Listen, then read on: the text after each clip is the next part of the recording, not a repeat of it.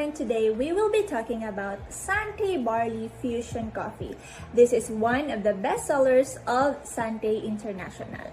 I will be sharing to you guys our personal testimony or feedback regarding this product. Year 2014 when we discovered Sante Barley. Yung time na yon, yung favorite lang talaga namin is yung Sante Pure Barley kasi nga may concern kami sa health namin ng buong family namin. But as time goes by, na-discover namin na isa sa mga best sellers ng company ay ang Sante Barley Fusion Coffee. This coffee is very special and kung bakit isa siya sa mga best sellers, malalaman nyo today.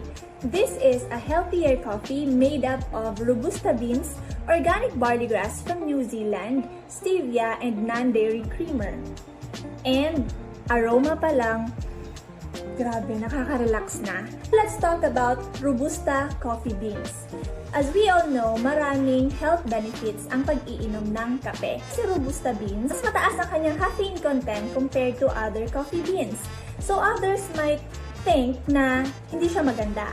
Pero actually, dito sa Sante Barley Fusion Coffee, neutralize yung kanyang caffeine content because of barley grass. Mas madami din ang antioxidants ng Robusta beans comparing to other coffee beans.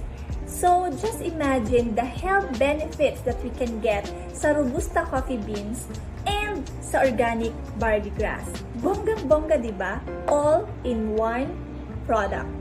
And because of the combined health benefits of Robusta beans and the organic barley grass, nakakatulong ang healthy coffee na ito para sa mga taong may inflammation at sa mga may problema sa kanilang sugar levels.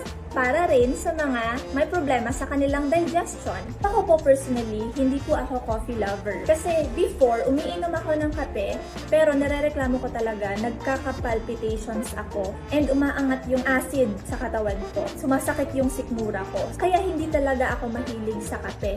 But when I tried the Sante Barley Fusion Coffee, year 2014, when I first tried this, nasarapan ako, amoy pa lang, aroma pa lang, ang bango niya, and masarap siya, hindi siya ganun katamis, tama lang, and dito ko lang na-experience yung pag-inom ng kape na hindi ako nag-palpitate, hindi sumakit yung sikmura ko. So, bilib ako sa kapeng ito. But for now, kasi I'm 4 months pregnant, nag-stop muna ako sa coffee. Pero this fusion coffee, lagi po kaming may stocks nito. Kasi yung husband ko, grabe kung makainom. Ito talaga yung all-time favorite coffee niya.